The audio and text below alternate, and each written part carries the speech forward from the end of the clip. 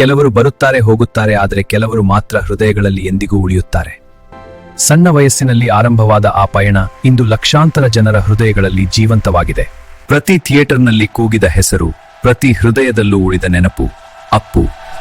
ಅವರ ನಗು ಸಂತೋಷ ಕೊಡುತ್ತಿತ್ತು. ಅವರ ನಡೆ ಮಾನವೀಯತೆ ಕಲಿಸುತ್ತಿತ್ತು. ಅವರು ನಮ್ಮ ನಡುವೆ ಇಲ್ಲ, ಆದರೆ ಅವರು ಮಾಡಿದ ಒಳ್ಳೆಯ ಕೆಲಸಗಳು ಎಂದಿಗೂ ಮರೆಯಲಾಗದು. ಹುಟ್ಟುಹಬ್ಬದ ಹಾರ್ದಿಕ ಶುಭಾಶಯಗಳು ಅಪ್ಪು. ಪುನೀತ್ ರಾಜ್ಕುಮಾರ್ ಅವರು ಹೆಂಗಂದ್ರೆ ಅವರು ನಟನೆಯಿಂದ ಅವರು ಸ್ಟಾರ್ ಆದವರಲ್ಲ, ಅವ್ರ ವ್ಯಕ್ತಿತ್ವದಿಂದ ಸ್ಟಾರ್ ಆದವರು. ಜನಕ್ಕೆ ಸಹಾಯ ಮಾಡಿದ್ದಾರೆ ಅಂತಂದ್ರೆ ಅಪ್ಪು ಸರ ಹೇಳಿರೋ ಮಾತು ಹೇಳ್ತೀನಿ ಕೇಳಿ. ಜನರು ಯಾವ್ಯಾವಾಗ ಯಾರ್ಯಾರಿಗೆ ಎಲ್ಲೆಲ್ಲಿ ಸ್ಥಾನ ಕೊಡ್ಬೇಕು ಜನರು ಅದನ್ನ ನಿರ್ಧಾರ ಮಾಡ್ತಾರೆ. ನಾವು ಅವ್ರಿಗೆ ಏನು ವಾಪಸ್ ಕೊಡಕ್ಕಾಗಲ್ಲ, ನಾವು ಬರೀ ವಿನಮ್ರವಾಗಿರ್ಬೇಕಷ್ಟೇ. ಇದು ಪುನೀತ್ ರಾಜ್ಕುಮಾರ್ ಅವರ ಮಹಾನ್ ವ್ಯಕ್ತಿತ್ವದ ಮಾತು.